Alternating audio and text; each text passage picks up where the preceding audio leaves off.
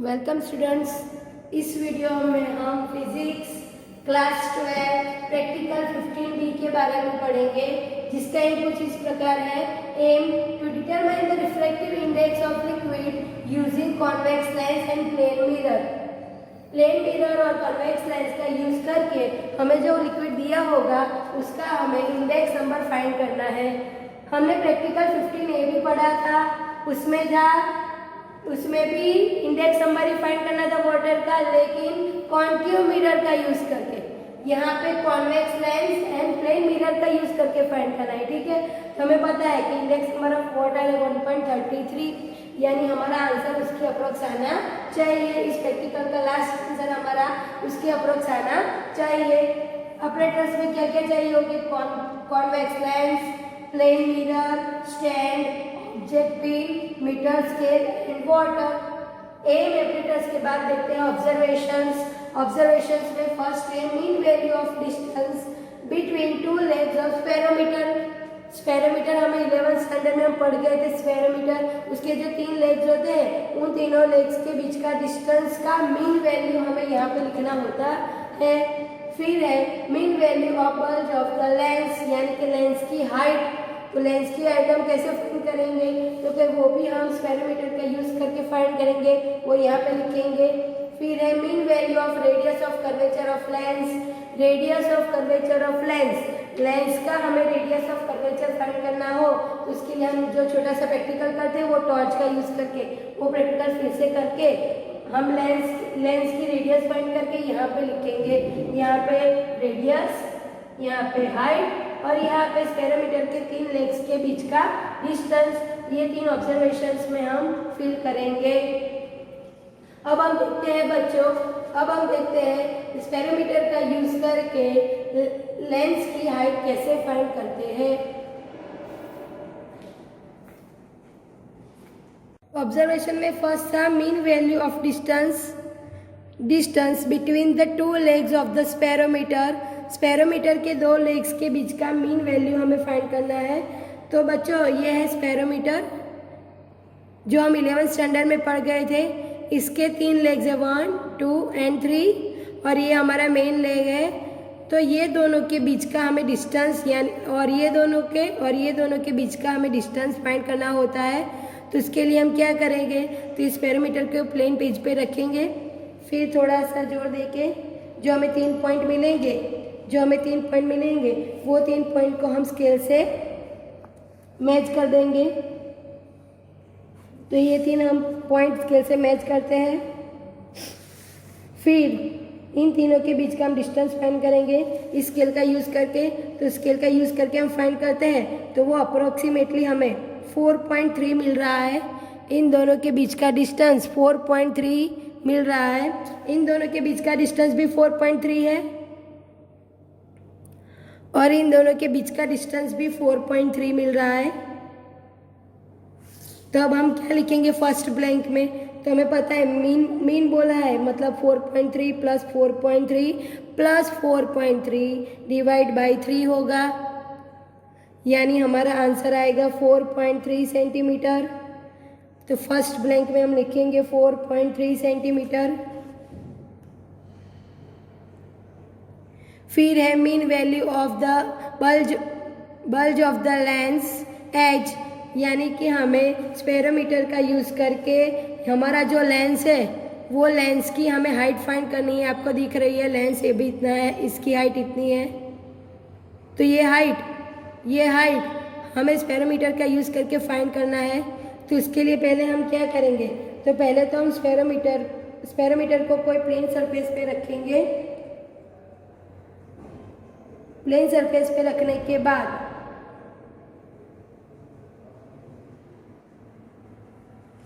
एक पेज का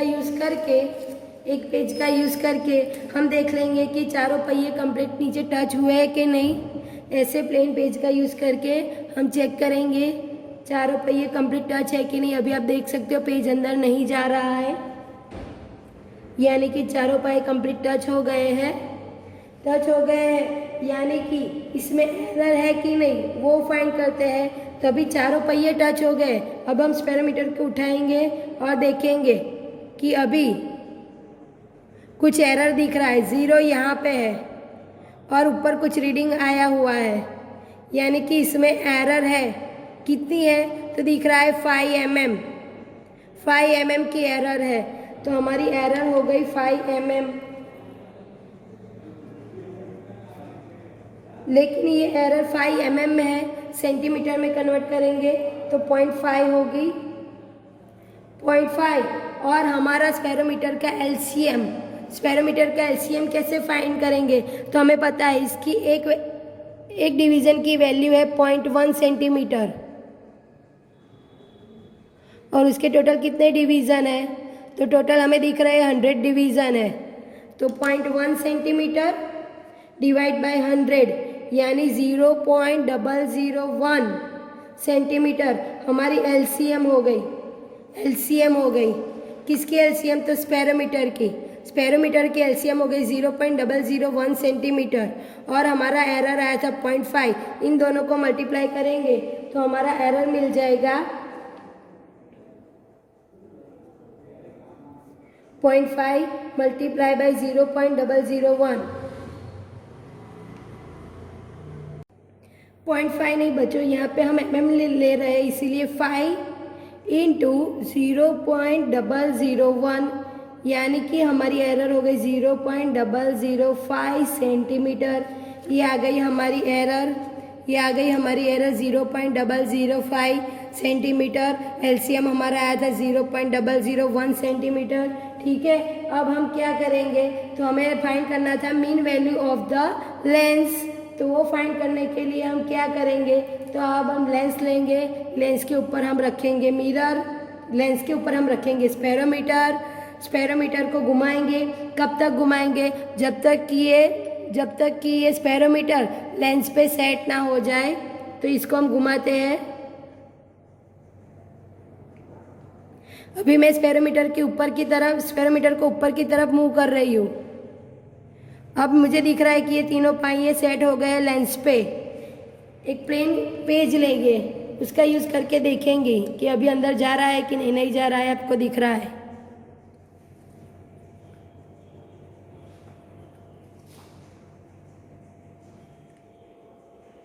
ठीक है, तो इससे हमें क्या मिलेंगे? तो हम देखेंगे कि स्पेरोमीटर पे कितना राउंड हुआ है। यहाँ पे देख रहे हो बच्चों आप, 2 लाइन ऊपर गई हुई है, 2 लाइन मतलब 2 mm और सेंटीमीटर में हम देखेंगे तो 0.2 होगा। ठीक है, तो 2 लाइन ऊपर गई हुई है और कौन सा लाइन मैच हो रहा है? तो ये हमें दिख रहा है 10 नंबर का लाइन मैच हो रहा है। ये जो 10 नंबर की लाइन है वो और ये दोनों मैच हो रहे हैं। तो अब क्या लिखेंगे हम? आंसर आया, इन दोनों को ऐड करेंगे तो हमारी हाइट मिल जाएगी। लेकिन अभी हमारी एरर थी, वो एरर क्या थी? तो एरर हमारी थी 0.005 सेंटीमीटर। तो एरर माइनस थी, इसीलिए हम इसको एरर हम इसमें ऐड करेंगे। तो अभी एरर ऐड करेंगे तो 0.210 प्लस 0.005 5120 पॉइंट हमारी हाइट आ गई। लेंस की हाइट हमारी आ गई 0.215 सेंटीमीटर, जिसको हम ऑब्जर्वेशंस में लिख लेंगे। ऑब्जर्वेशन में mean value of bulge of the lens क्या आया? तो 0.215 सेंटीमीटर। रेडियस ऑफ कर्वेचर ढूंढने के लिए हमें एक इक्वेशन दिया गया है, जो इक्वेशन कुछ इस प्रकार है, r = L²/6h प्लस h/2। इसमें सब वैल्यू रखेंगे। यहाँ पे L क्या है? तो L है स्फेरोमीटर के 2 लेग्स के बीच का डिस्टेंस। तो वो कितना था? तो वो बच्चों हमें पता है 4.3 था, तो वो रखेंगे 4.3 स्क्वायर 6। h मतलब लेंस की जो हाइट आई थी वो हमारी आई थी 0.215 प्लस यहाँ पे फिर लिखेंगे 0.215 डिवाइड बाई 2। 4.3 का स्क्वायर होगा 18.49 डिवाइड बाई 1.29 प्लस 0.107। इसको सॉल्व करेंगे तो हमारा आंसर आएगा 14.440। ये हमारा हो गया रेडियस ऑफ कर्वेचर। उसमें लिख लेंगे ऑब्जर्वेशंस में जो तीसरी ऑब्जर्वेशन है उसमें ये लिख लेंगे। चलो स्टूडेंट्स, वीडियो में आगे कंटिन्यू करते हैं। अब हमें ऑब्जेक्ट पिन का डिस्टेंस मेजर करना है, लेकिन कब? जब नीचे प्लेन मिरर हो। प्लेन मिरर के ऊपर हमने एक लेंस रखा हुआ है, ये हमारा प्लेन मिरर, इसके ऊपर मैंने लेंस रख दिया है। अभी दोनों के बीच में कुछ भी नहीं है, कुछ भी नहीं है, तब ये प्रैक्टिकल हम परफॉर्म कर रहे हैं। अब मैं ऑब्जेक्ट पिन को कोई एक पॉइंट पे सेट करूँगी, ये स्टैंड पे कोई एक पॉइंट पे सेट करूँगी। कब तक? जब तक हमारा पैरेलैक्स रिमूव ना हो जाए। जब तक हमारा पैरेलैक्स रिमूव ना हो जाए तब तक मैं ये ऑब्जेक्ट पिन को सेट करूँगी। लेंस में पैरेलैक्स को रिमूव करना है, तो ये पॉइंट है। अब मेरा पैरेलैक्स रिमूव हो गया है, अभी मैं आपको दिखा रही हूँ, पैरेलैक्स रिमूव हो गया है। अब सिंपल स्केल का यूज़ करके हम डिस्टेंस मेजर करेंगे। 2 डिस्टेंस मेजर करना है बच्चों यहाँ पे। पहले लेंस से ऑब्जेक्ट पिन का डिस्टेंस और फिर मिरर से, प्लेन मिरर से ऑब्जेक्ट पिन का डिस्टेंस। ये दोनों डिस्टेंस मेजर करके ऑब्जर्वेशन टेबल में लिखना है। अब देखते हैं पैरेलैक्स कैसे रिमूव हुआ है। सकते हो बच्चों, पैरेलैक्स रिमूव हुआ है। ऑब्जेक्ट पिन और उसकी इमेज दोनों एक ही लाइन पर सेट है। लेंस में उसकी इमेज है और ये ओरिजिनल ऑब्जेक्ट पिन है, दोनों एक लाइन में सेट है, तो इसको बोलते हैं पैरेलैक्स रिमूव हुआ है। देख सकते हो दोनों एक साथ मूव हो रहे हैं, तो ये पैरेलैक्स रिमूव हो गया है। अब सिंपल स्केल का यूज़ करके इन दोनों के बीच का डिस्टेंस मेजर करेंगे। चलो स्टूडेंट्स, अब ऑब्जेक्ट पिन और मिरर के बीच का डिस्टेंस फाइंड करते हैं। ऑब्जेक्ट पिन और मिरर के बीच का डिस्टेंस हम सिंपल स्केल की मदद से फाइंड करेंगे। ये वो डिस्टेंस है जब पैरेलैक्स रिमूव हो गया था, तो अब ये डिस्टेंस हम मेज़र करेंगे सिंपल स्केल का यूज़ करके। तो ये डिस्टेंस अभी हमारा था 21 सेंटीमीटर, 21 सेंटीमीटर। ठीक है, ये कौन सा डिस्टेंस है? मिरर और ऑब्जेक्ट पिन के बीच का डिस्टेंस। अब हम लेंस और पिन के बीच का डिस्टेंस मेजर करेंगे, वो हमारा है बच्चों 20 सेंटीमीटर, 20 सेंटीमीटर। ठीक है, 20 सेंटीमीटर। तो ये दोनों हम ऑब्जर्वेशन टेबल में लिख देंगे। D1 है लेंस और पिन के बीच का डिस्टेंस, जो हमारा आया था 20 सेंटीमीटर। फिर बाद में है D2 है मिरर और ऑब्जेक्ट पिन के बीच का डिस्टेंस, वो हमारा आया था 21 सेंटीमीटर। उसके बाद दोनों की एवरेज है D1 plus D2/2 observation table में D1 प्लस D2/2 दोनों का प्लस करके डिवाइड बाई 2 करेंगे तो हमें F मिल जाएगा। ये हमारा F हुआ फोकल लेंथ। लेकिन कब हुआ? जब दोनों के बीच में पानी नहीं था, कोई भी लिक्विड हमने नहीं रखा था। अब हम प्रैक्टिकल में आगे क्या करेंगे? तो इन दोनों के बीच में मिरर और लेंस दोनों के बीच में इधर पानी का सरफेस कर देंगे, दोनों के बीच में पानी ऐड करेंगे। तो चलो बच्चों पानी ऐड करते हैं। चलो स्टूडेंट्स, अब इन दोनों के बीच में हम पानी ऐड करते हैं। तो ये हमारा प्लेन मिरर, अभी मैंने पानी ऐड किया थोड़ा, यानी पानी का सरफेस यहाँ दोनों के बीच में बन गया है।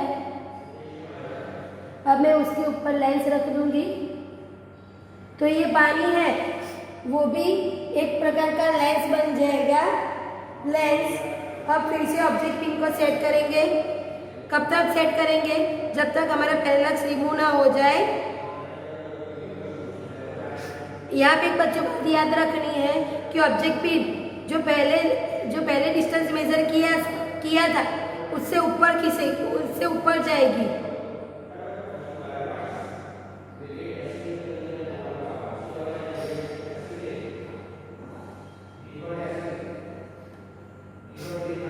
इस डिस्टेंस पे मेरा पैरेलैक्स रिमूव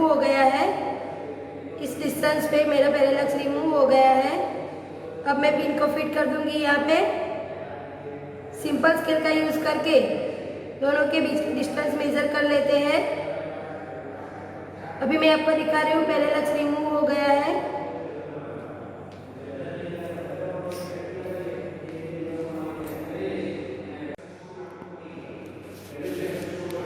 आप देख सकते हो बच्चों, पैरेलक्स रिमूव हो गया है।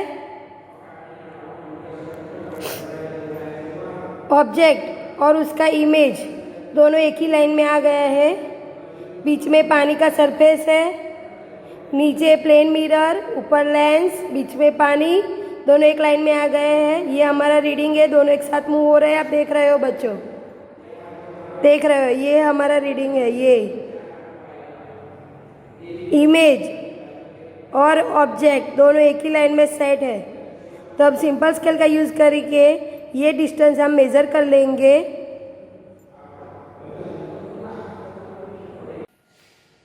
दोनों के बीच का डिस्टेंस मेजर करते हैं स्केल का यूज करके। पहले मिरर और ऑब्जेक्ट पिन का डिस्टेंस मेजर करेंगे, फिर लेंस और ऑब्जेक्ट पिन का। लेकिन कब? जब दोनों के बीच में पानी है, जब दोनों के बीच में पानी का एक सरफेस आ गया है तब। अब ये डिस्टेंस पहले मेजर करते हैं मिरर और ऑब्जेक्ट पिन के बीच का। तो वो हमें मिल रहा है 29 सेंटीमीटर, 29 सेंटीमीटर। अब लेंस और ऑब्जेक्ट पिन का डिस्टेंस मेजर करते हैं, तो वो हमें मिल रहा है 28 सेंटीमीटर। इन दोनों को ऑब्जर्वेशन टेबल में लिख लेंगे। ऑब्जर्वेशन टेबल में फिर से D3 और D4 दिया हुआ है। D3 मतलब लेंस और पिन के बीच का डिस्टेंस, और D4 मतलब मिरर और पिन के बीच का डिस्टेंस। दोनों को ऐड करके डिवाइड बाय 2 करेंगे तो इसके बाद हमें F मिल जाएगा। ऑब्जर्वेशन टेबल में आप देख सकते हो दोनों रीडिंग हम ऑब्जर्वेशन टेबल में लिखेंगे। ऑब्जर्वेशन टेबल में हमने जो रीडिंग ली है वो लिखेंगे। आपको ये प्रैक्टिकल 3 बार रिपीट करना है, इसीलिए यहाँ क्वेश्चन नंबर 1, 2 और 3 दिया हुआ है। मैंने एक रीडिंग लेके दिखाया, दूसरे 2 रीडिंग आप अपने कर सकते हो। फर्स्ट में है position of pin without water. जब हमने लेंस और मिरर के बीच में पानी नहीं रखा था तब हमारा क्या आया था D1 और क्या आया था D2, वो यहाँ पे लिखना है। D1 मतलब लेंस और पिन के बीच का डिस्टेंस है, और D2 मतलब मिरर और पिन के बीच का डिस्टेंस है। तो पहले हमारा आया था 20 और 21। लेंस से डिस्टेंस आया था 20 और मिरर से डिस्टेंस आया था 21। D1 प्लस D2/2 वो हमारा आएगा F। इन दोनों का प्लस करके डिवाइड बाय 2 करेंगे तो हमारा आ जाएगा 20.5। ये हमें मिल गया F। फिर क्या है position of pin with water. जब दोनों के बीच में हमने पानी रख दिया तब हमारा क्या रीडिंग आया था? तब हमारा लेंस से डिस्टेंस आया था 28 सेंटीमीटर। लेंस से पिन के बीच का डिस्टेंस आया था 28 सेंटीमीटर और मिरर से पिन के बीच का डिस्टेंस आया था 29 सेंटीमीटर। D3 और D4 का प्लस करके डिवाइड बाय 2, इन दोनों का प्लस करके यानी आएगा 28.5। वो हमें मिल जाएगा F डैश। यहाँ से मिला हमें F, यहाँ से मिला F डैश। इन सबको यहाँ पे रखेंगे तो हमें मिल जाएगा FW। बाद में है डेल्टा F। डेल्टा F कहाँ से लाएंगे? तो उसके लिए हमको कैलकुलेशन एक इक्वेशन दिया हुआ है। वो इक्वेशन सॉल्व करके जो आंसर आएगा वो यहाँ पे लिखेंगे। फिर उसके बाद है eta WA, index number of water with respect to air, उसका भी एक इक्वेशन दिया हुआ है। अभी हम कैलकुलेशन में देखेंगे। वो इक्वेशन सॉल्व करके उसका जो आंसर आएगा वो यहाँ पे लिखेंगे। फिर उसके बाद है ईटा डेल्टा, यानी कि इंडेक्स नंबर में जो एरर आया वो, उसका भी इक्वेशन है, वो सॉल्व करेंगे। उसका आंसर हम यहाँ पे लिखेंगे। तो बच्चों पहले हम देखते हैं आप कैलकुलेशन में इसका इक्वेशन है, इसका इक्वेशन है और इसका इक्वेशन है। उसमें क्या वैल्यू पुट करनी है वो हम देखते हैं।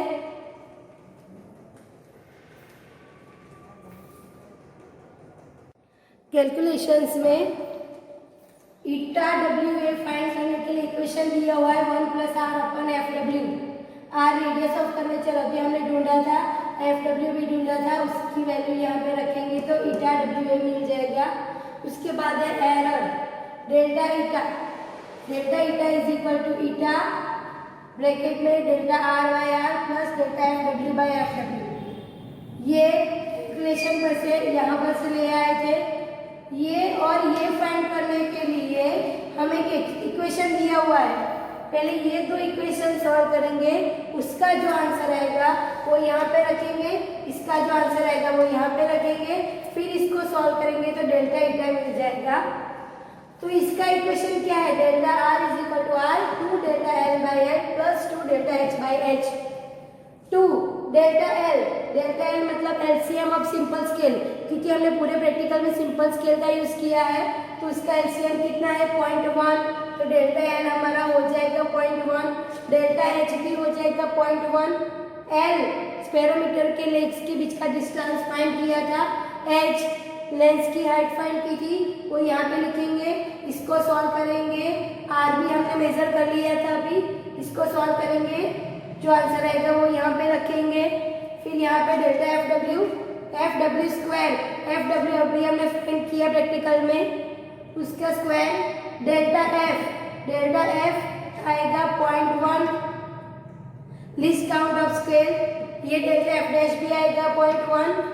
F स्क्वायर अभी फाइंड किया, F' भी फाइंड किया हुआ है ऑब्जर्वेशन टेबल में, वो दोनों वैल्यू यहाँ पे रखेंगे, ये वैल्यू रखेंगे, इसको सॉल्व करेंगे, डेल्टा FW मिल जाएगा, वो वैल्यू यहाँ पे रखेंगे, डेल्टा R रखेंगे, डेल्टा FW रखेंगे। R radius of curvature calculation की थी, FW अभी हमने कैलकुलेशन में देखा, ऑब्जर्वेशन टेबल में देखा, सबकी वैल्यू रखेंगे तो हमें मिल जाएगा डेल्टा ईटा। अब हम देखते हैं बच्चों रिजल्ट। चलो बच्चों अब हम देखते हैं result. The refractive index of given liquid with respect to air के रेफरेंस में हमें जो लिक्विड दिया गया था उसका रिफ्रैक्टिव इंडेक्स क्या आया वो यहाँ पे लिखना होगा। हमने यहाँ पे लिक्विड की तरह पानी लिया था, वाटर, जिसका रिफ्रैक्टिव इंडेक्स आ रहा है 1.33। कैलकुलेशंस में सॉल्व करके ईटा WA फाइंड किया था, वो जो आंसर आया वो यहाँ पे लिखने का है। डेल्टा ईटा जो एरर आई थी वो यहाँ पे लिखेंगे। इन दोनों का आंसर लिखते ही हमारा प्रैक्टिकल खत्म हुआ यहाँ पे बच्चों।